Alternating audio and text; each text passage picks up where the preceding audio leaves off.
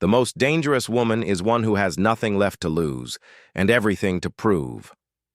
The champagne bubbled against crystal as Sophia Martinez lifted the glass to her lips, her dark eyes fixed on the man across the crowded Manhattan restaurant.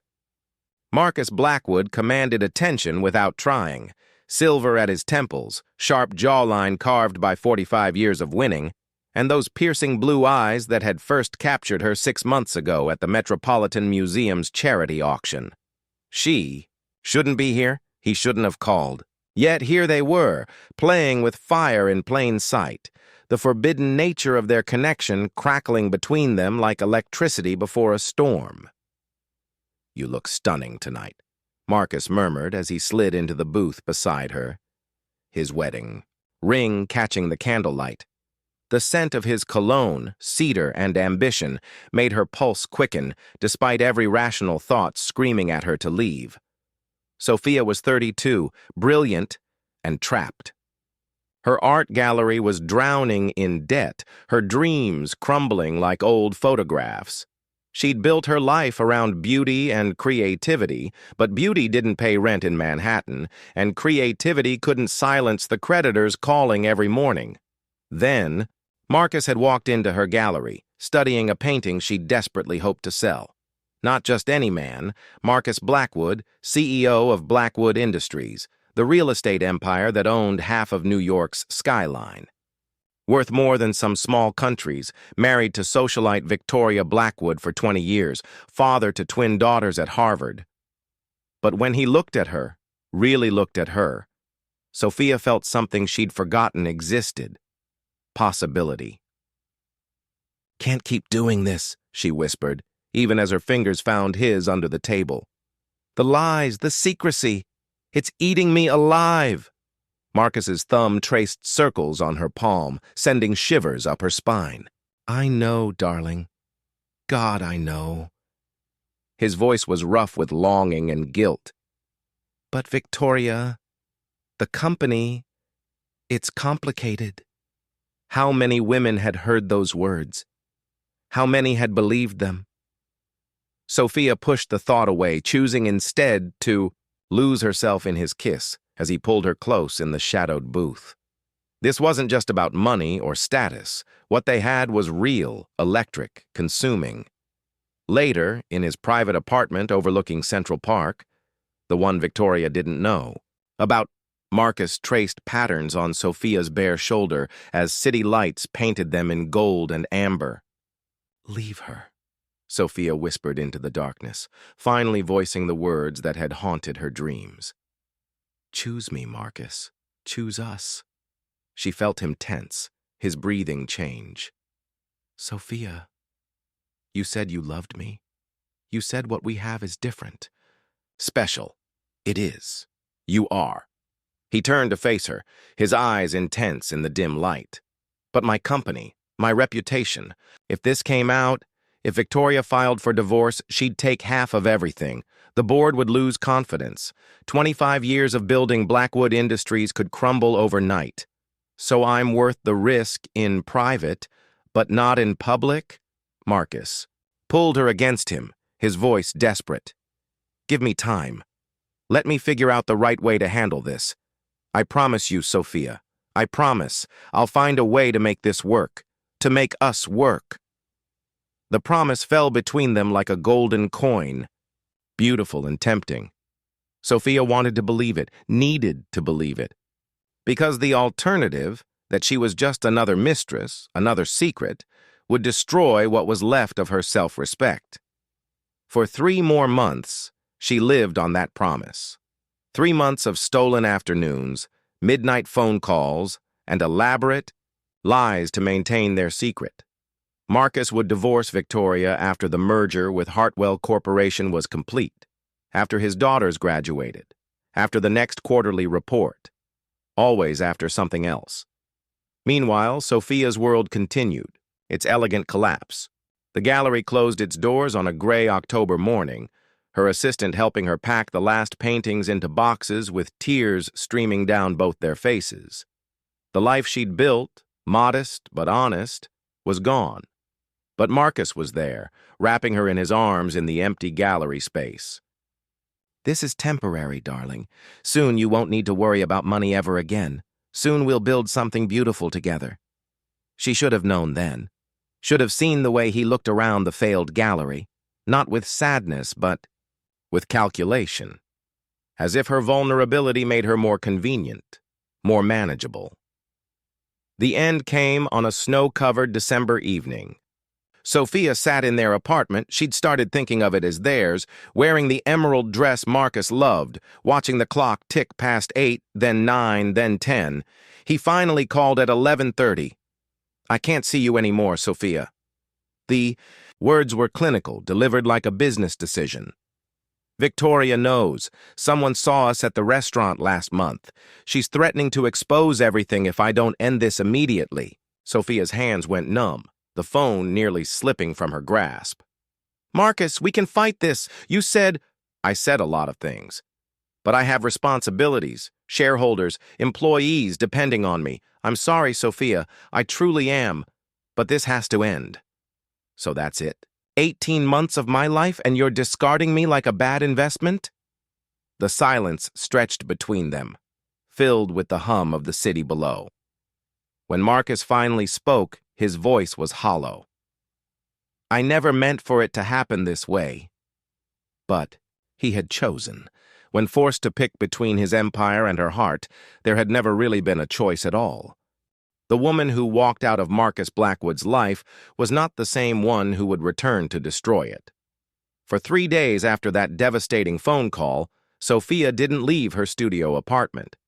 She sat on her second-hand couch, staring at the city lights through rain-streaked windows, feeling the weight of her humiliation settle into her bones like winter cold. On the 4th day, something shifted. Maybe it was rage. Maybe it was survival instinct.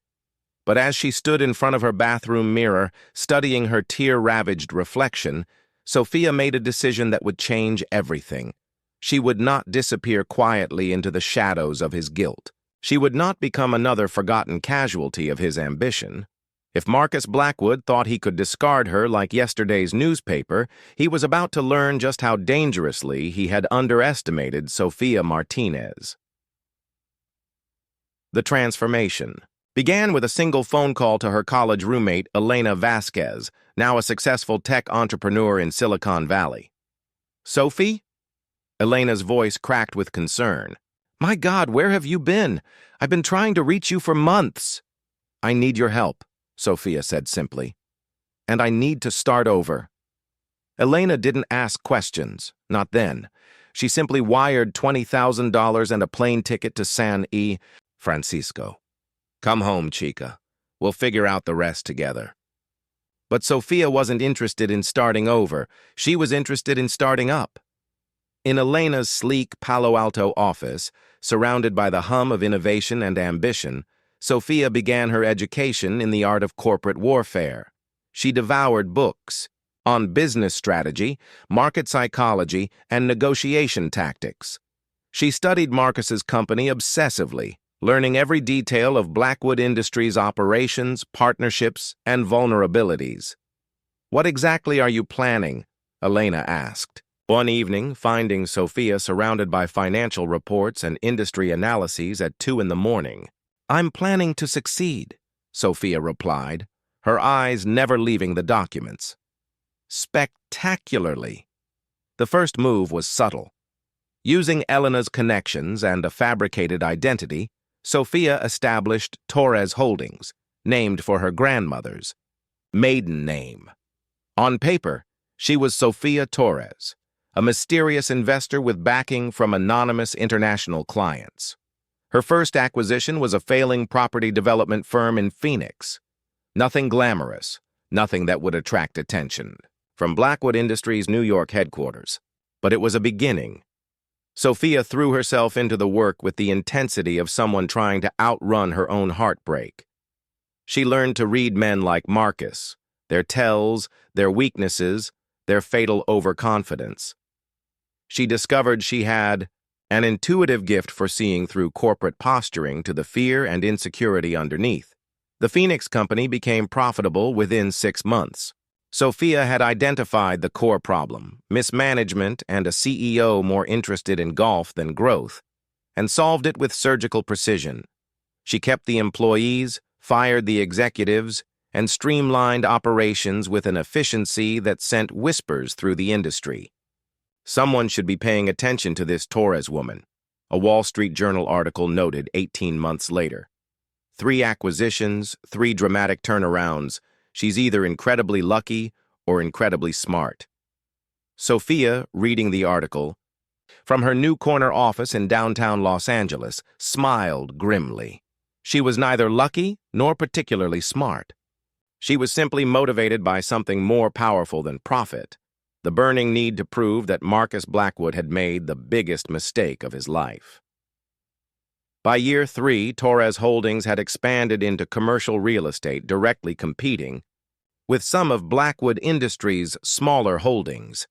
Sophia began targeting Marcus's clients, not aggressively, but with the patience of a chess master planning moves several games ahead.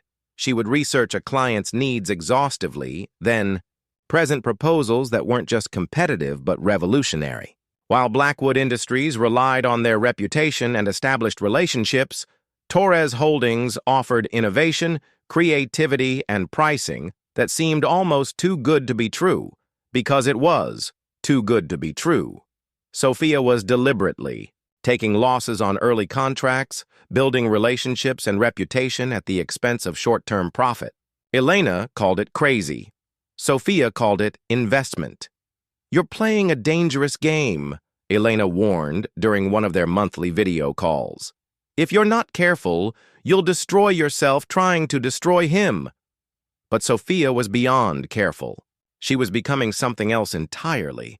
Something harder, sharper, more focused than the dreamy art gallery owner Marcus had seduced and discarded. She was becoming his equal in every way that mattered: ruthlessness, ambition, and the willingness to sacrifice anything for victory. The breakthrough came in year 4 when Torres Holdings landed the Meridian Plaza project, a billion-dollar, mixed-use development that Blackwood Industries had been courting for months. Sophia had spent weeks studying the client's vision, then presented a proposal that was part architecture, part poetry, part business plan. She won the contract not because she was cheaper or faster, but because she was better. That night, alone, in her penthouse office overlooking the city lights of Los Angeles, Sophia allowed herself 1 glass of champagne and a single moment of savage satisfaction. Somewhere in New York, Marcus Blackwood was probably staring at the same news reports, beginning to wonder who this mysterious Sophia Torres really was. For those who subscribed to stories of transformation and triumph, what was about to unfold would become legendary, the tale of a woman who turned her greatest heartbreak into her most devastating weapon. But Marcus still didn't know the storm that was coming for him. He still thought of Sophia Martinez as the broken-hearted woman he'd left behind, not the empire builder she'd become. That blindness would be his downfall. 5 years had passed since Sophia Martinez disappeared from Marcus Blackwood's life, and she had spent every single day preparing for this moment. The Metropolitan Museum's annual charity gala was New York's most exclusive social event, a gathering of power brokers, political elite, and old money aristocrats who shaped the world from behind crystal champagne flutes and $1,000 smiles. Marcus Blackwood had been a fixture at these events for 2 decades, his presence as predictable as the seasonal change from summer to autumn. What wasn't predictable was the woman who stepped out of the black Bentley at precisely 8:30 that evening. Sophia, now known in elite circles only as S. Torres, the enigmatic CEO of Torres Holdings, had chosen her entrance with the precision of a master choreographer. The deep wine-red velvet gown clung to her transformed figure like liquid silk, its plunging neckline and dramatic train commanding attention from every photographer on the red carpet. Her once soft brown hair was now a sleek black bob that framed high cheekbones sharpened by 5 years of calculated determination. Diamond earrings caught the flash of cameras like falling stars, but it was her eyes that told the real story.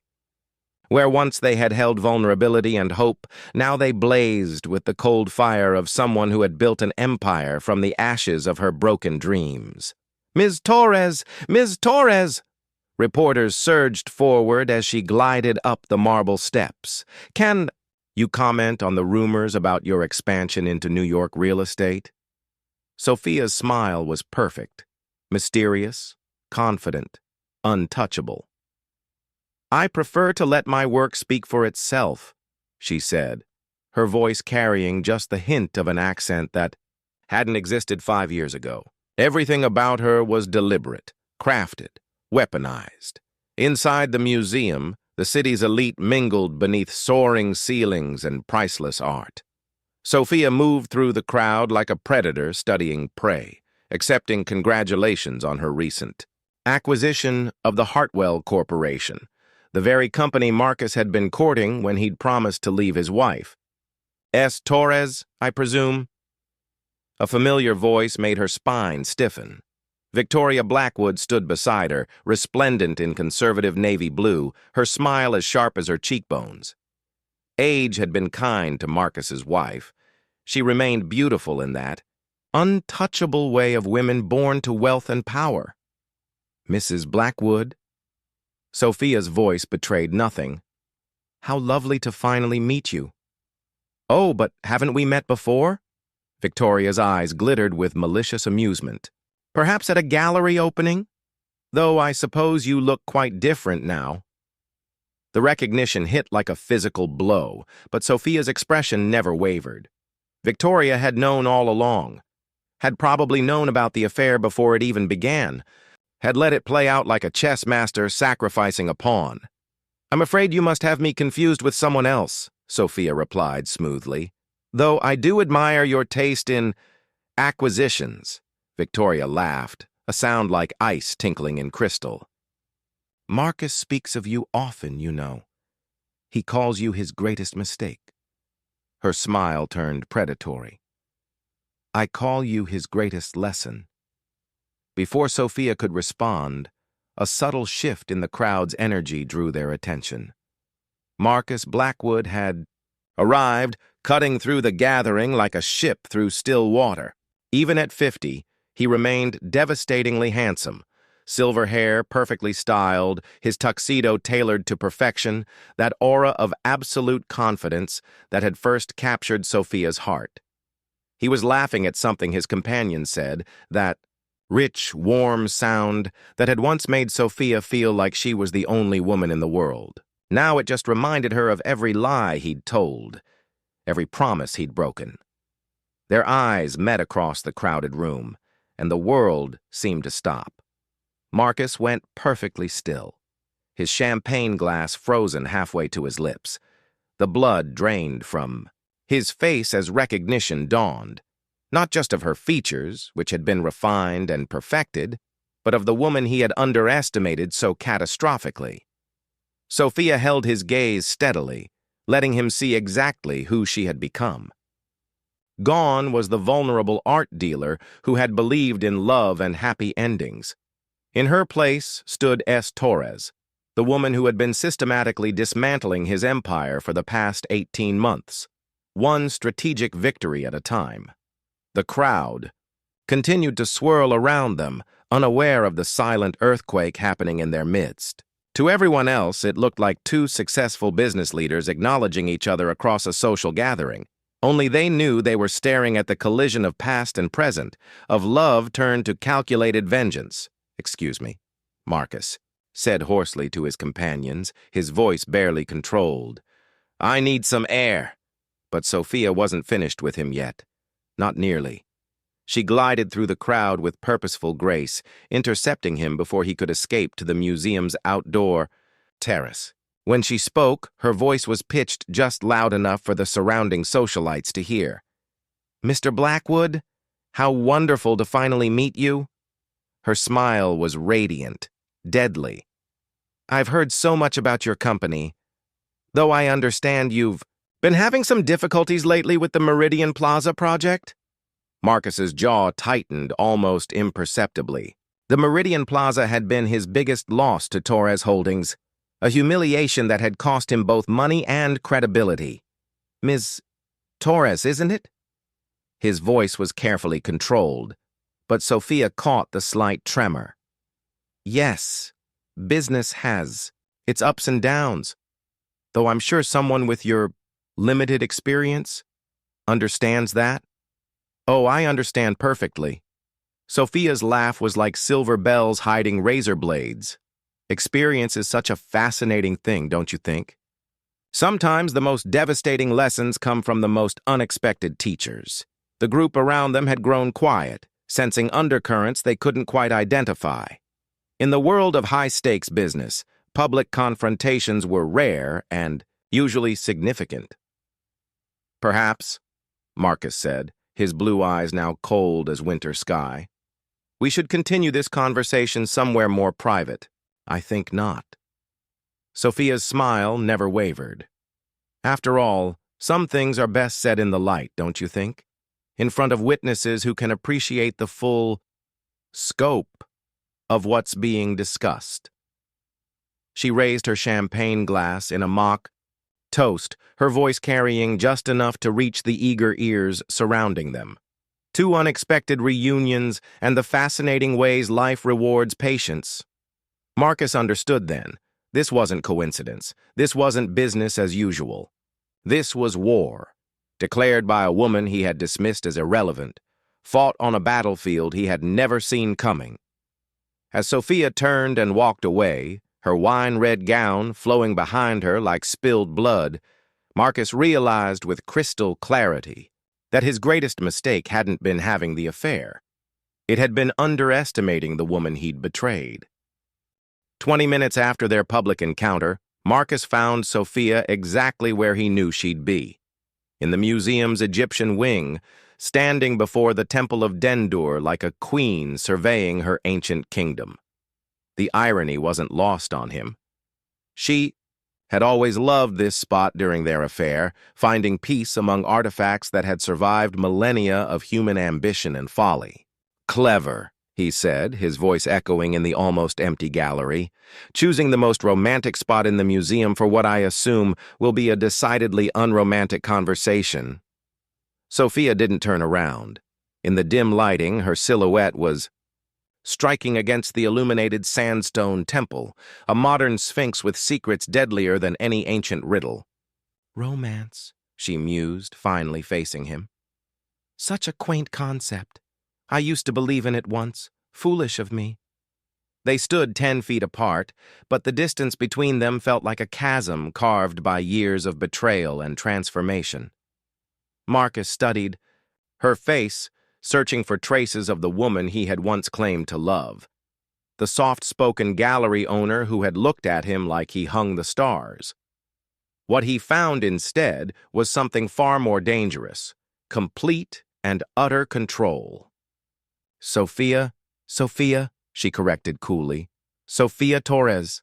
Sophia Martinez died 5 years ago in a Central Park apartment, abandoned and broken-hearted. I assume you remember the apartment? You paid the rent after all." Marcus winced. "I never wanted things to end the way they did. You have to believe that." "What I believe," Sophia said, her voice as sharp as broken crystal, "is that you made a choice. Your empire over my heart. Your reputation over our future. Your comfort over my devastation." She stepped closer, and Marcus caught a hint of her perfume, not the soft florals she used to wear, but something darker, more complex. "And now I'm simply returning the favor." "Is that what this is? Revenge?" Marcus's voice hardened. "Because if it is, you've made your point. Torres Holdings, the Meridian Plaza, the Hartwell acquisition, I know it's you. I know you're targeting my company specifically." Sophia laughed, a sound like champagne bubbles bursting. "Revenge? Oh, Marcus, you still don't understand, do you?" She moved closer still, close enough that he could see the gold flecks in her dark eyes that had once made him think of autumn leaves. "This isn't revenge. Revenge implies emotion, passion, some lingering connection to what we once had. Then what is it? Business. The word fell between them like a blade. Pure, calculated, ruthlessly efficient business. You taught me that, actually. You taught me that love is weakness, that sentiment is liability, that the only thing that matters in the end is power. Marcus felt something cold settle in his chest. The Sophia he had known had been incapable of such icy calculation. But the woman standing before him, Sophia Torres, was something else entirely. She was him, reflected back like a mirror, showing him exactly what his own ruthless ambition looked like from the other side. I built Torres Holdings to prove a point, Sophia continued, beginning to pace around him with predatory grace. Not to hurt you. That would require caring about you.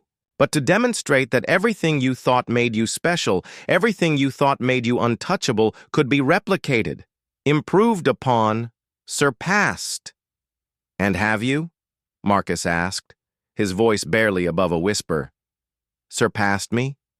Sophia's smile was radiant and terrible. Take a look at the quarterly reports, darling.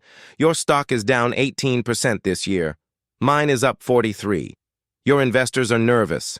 Mine are confident. Your wife knows about every indiscretion you've had since our affair ended. Yes, I know about the others, while my personal life remains mysteriously intriguing. Marcus's hands clenched into fists. You're destroying everything I built. No. Sophia stopped directly in front of him, so close he could have reached out and touched her face. I'm simply building something better, faster, smarter, more innovative, more trustworthy, more everything. Her voice dropped to a whisper that somehow carried more menace than any shout. I didn't destroy you because I hate you, Marcus. I did it because I could. The words hit him like a physical blow. This was his own philosophy, his own world view, turned against him by the woman he had underestimated so completely. The board is meeting tomorrow, Sophia said conversationally, stepping back to admire a painted sarcophagus. I hear there are some concerns about your leadership, something about missed opportunities and declining market share. Such a shame when shareholders lose confidence. Marcus felt the walls closing in. What do you want? Money? A public apology? Name your price. Sophia turned back to him with an expression of genuine surprise. Want? Marcus, I don't want anything from you. I already have everything I need. She gestured to herself. The designer gown, the diamond jewelry, the aura of absolute confidence. I have my own empire now, my own power, my own reputation that I built without anyone's help or promises. Then why continue? Why not just move on? Because you need to understand what you gave up.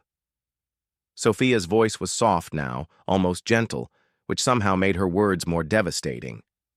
You discarded me like I was nothing, disposable, replaceable, insignificant. She smiled, and for just a moment Marcus caught a glimpse of the vulnerable woman he had once known.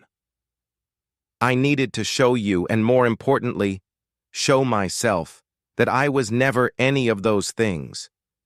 She began walking toward the gallery exit, her heels clicking against the marble floor with military precision. At the doorway, she paused. Oh, and Marcus? Tomorrow's Wall Street Journal is running a fascinating piece about Torres Holdings' expansion into Manhattan. Apparently, we're opening a flagship office directly across from Blackwood Industries. The rent was surprisingly reasonable. Her smile was pure poison honey. The landlord was very motivated to make a deal once he heard who was interested in the space. She was gone before Marcus could respond, leaving him alone among the ancient artifacts, with the devastating realization that the woman he had underestimated had become the architect of his downfall. And unlike him, she had never made a single promise she couldn't keep. The Wall Street Journal headline read like an obituary for an empire. Blackwood Industries loses majority stakeholder confidence as mysterious rival Torres Holdings secures landmark victory. Sophia Torres read the article from her new corner, Office on the 42nd floor of the building directly across from Blackwood Industries headquarters. Through her floor-to-ceiling windows, she had a perfect view of the empire she had systematically dismantled over the past 6 months. A view that Marcus Blackwood would now see every morning as he watched his legacy crumble. The endgame had been swift and brutal. After the museum gala, Sophia had moved with the precision of a surgeon and the ruthlessness of a conqueror. The board meeting Marcus had dreaded went exactly as she had orchestrated. Shareholders nervous about declining profits, nervous about missed opportunities, nervous about leadership that seemed increasingly out of touch with market realities. They hadn't voted him out, not entirely, but they had insisted on bringing in a consulting firm to evaluate company strategy and suggest improvements. That consulting firm, operating through a web of subsidiary connections, ultimately led back to Torres Holdings. Sophia had won not through hostile takeover or corporate espionage, but through something far more elegant. She had simply built a better company and let the market decide. Ms. Torres? Her assistant, a sharp young woman named Carla, appeared in the doorway. Mr. Blackwood is here to see you. He doesn't have an appointment, but he says it's urgent. Sophia didn't look up from the contract she was reviewing. Plans for her next acquisition, a green energy company that would revolutionize sustainable urban development. Send him in. And Carla, hold my calls for the next hour. This conversation has been 5 years in the making. Marcus entered her office looking like a man who had aged a decade in 6 months. His usually perfect hair was slightly disheveled, his tie askew, his confident stride replaced by the careful steps of someone walking on uncertain ground. But his eyes, those piercing blue eyes that had once made her believe in forever, still held traces of the magnetic power that had first captivated her. "Impressive," he said, looking around the pristine office with its modern art and panoramic city views. "Though I notice you chose the same color scheme as your gallery. Some things never change, I suppose." Sophia finally looked up, her expression pleasant but remote. "Some things change completely. Others, well, others are simply refined, improved, made more powerful." She gestured to the chair across from her desk. "Please sit. Though I should mention I only have a few minutes. I have a conference call with investors in Tokyo." Marcus remained standing, his pride apparently unwilling to accept even that small symbol of supplication. "I'll make this brief. I want to know what it will take to end this." "End what, exactly?" "This campaign, this vendetta, this systematic destruction of everything I've built." Sophia leaned back in her leather chair, studying him with the same clinical interest she might show a particularly challenging business problem. "Marcus, I think you're operating under a fundamental misunderstanding. This was never about destroying what you built. This was about building something better. By targeting my clients, by undercutting my bids, by offering superior service at competitive prices," Sophia interrupted smoothly. "By innovating where you stagnated. By building relationships based on trust rather than intimidation." She stood and walked to her window, her silhouette stark against the afternoon sky. "Everything I did was legal, ethical, and frankly, overdue. Your industry needed disruption. I simply provided it." Marcus joined her at the window, and for a moment they stood side by side looking out at the city, former lovers now standing as equals in power, if not in victory. "I loved you," Marcus said quietly. "Maybe not enough, maybe not the right way, but I did love you." Sophia turned to face him, and for the first time since the museum gala, Marcus saw a flicker of the woman he had once known. "I know you did. In your own way, within your own limitations, you loved me as much as you were capable of loving anyone besides yourself." "Then why?" "Because love without courage is just pretty words." Sophia's voice was soft but implacable. You said you loved me, but when it mattered, when you had to choose between love and comfort, between taking a risk and playing it safe, you chose safety. You chose the path that required nothing of you. She walked back to her desk, her movements graceful and final. I built Torres Holdings to prove to myself that I was worth the risk you refused to take, that I was worth fighting for, worth building something new for, worth believing in. She smiled, and it was radiant and heartbreaking and completely without mercy. And I succeeded. So what happens now? Do you buy out my remaining shares? Force me into bankruptcy? Complete your revenge? Sophia laughed, and the sound held genuine amusement. Marcus, you still don't understand. My revenge was never about destroying you. It was about succeeding without you, about becoming someone so powerful, so untouchable, so completely self-made, that your opinion of me, your approval, your regret, your anything, became irrelevant. She picked up her purse and coat, preparing to leave for her next meeting. I'm not going to destroy Blackwood Industries. I don't need to. You're perfectly capable of handling that yourself, and frankly, I have better things to do with my time. At the office door, she paused. I will say this, though. Thank you. Thank you. For breaking my heart so completely that I had to build a new one. A stronger one. A better one. Sophia's smile was luminous, victorious, and utterly without malice. For teaching me that the only person I can ever truly count on is myself. For showing me what I was capable of when I stopped waiting for someone else to save me and started saving myself instead. She walked toward the elevator, her heels clicking against the marble floor with the same confident rhythm that had announced her arrival at the museum gala 6 months ago. As the elevator doors began to close, she looked back at Marcus one last time. I hope you find your way to happiness, Marcus. I really do. Because I already have. The doors closed, and Sophia Torres descended to street level, not disappearing into shadows this time, but walking out into the bright afternoon sunlight as cameras flashed and reporters called her name. She had built her empire from the ashes of her broken dreams, transformed her greatest pain into her most powerful weapon, and proven that sometimes the best revenge is simply living so well that the person who hurt you becomes irrelevant to your happiness. She walked away not as the heartbroken woman who had once begged for love, but as the architect of her own destiny, untouchable, victorious, and unforgettable.